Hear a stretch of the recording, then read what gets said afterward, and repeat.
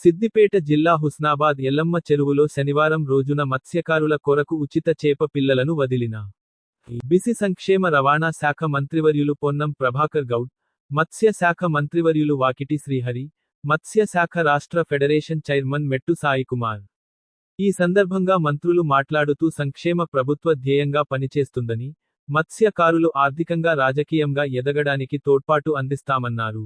ఈ కార్యక్రమంలో సిద్దిపేట జిల్లా కలెక్టర్ హైమావతి, మల్లేశం, జిల్లా మత్స్యశాఖ అధికారి మల్లేశం, జిల్లా గ్రంథాలయ chairman Lingamurthy, Husnabad market committee chairman కంది తిరుపతిరెడ్డి, కరీంనగర్ జిల్లా మత్స్య పారిశ్రామిక సహకార సంఘం వైస్ చైర్మన్ పెసరు కుమారస్వామి, జనవేని శ్రీనివాస్, కూనాచుల మహేందర్, కాసబోయిన రవి, కాసబోయిన రమేష్, పున్నం మల్లయ్య, స్థానిక నాయకులు, ముదిరాజ్ సంఘం నాయకులు, మత్స్యకారులు పాల్గొన్నారు. పేదవారికి బలమైనటువంటి ఆరోగ్య ఆహారం కూడా ఈ మధ్యలో గౌరవ మంత్రి గారు ఒక ప్రకటన చేసినారు. వారికి హృదయపూర్వకంగా ధన్యవాదాలు. ఎందుకంటే గురుకులాల్లో మటన్ చికెన్ మాత్రమే ఇస్తా ఉన్నారు, గుడ్డు మాత్రమే.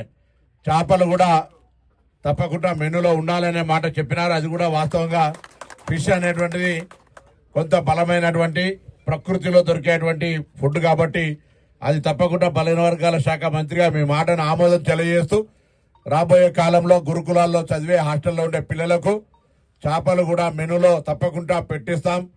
మీ ఆకాంక్ష ప్రకారంగా వృత్తిపరంగా ఇంకా మెరుగైన విధంగా వారికి ఉపాధి దొరికేందుకు సంబంధించి కూడా ఉపయోగపడుతుందన్న మాట సందర్భంగా మనవిస్తూ గౌరవ మంత్రి గారికి నేను మరొక విజ్ఞప్తి కూడా చేస్తా ఉన్నా. మా గోపాల మిత్రులకు సంబంధించి చాలా కాలంగా సమస్య పరిష్కారమైంది. వాస్తవంలో గ్రామీణ ప్రాంతాల్లో పశు వైద్యం బతుకుతుందంటే మనల్ని మీరు గెలిపించుకున్న సందర్భంలో ఊహించని విధంగా మీ నియోజకవర్గాన్ని ఎప్పుడు చూసాను. ఎప్పుడు పొన్నమంతానికి పోతుంటే కాన్స్టిట్యున్సీకి ఇది కావాలి, కాన్స్టిట్యున్సీకి అది కావాలి, నా హుస్నాబాద్ పండుకుంటే హుస్నాబాద్, లేస్తే హుస్నాబాద్ అనని హుస్నాబాద్ ఒకటే మంత్రి కాదు, మాకు కూడా మంత్రి అన్న విషయం మర్చిపోద్దని తెలియజేస్తా ఉన్నా.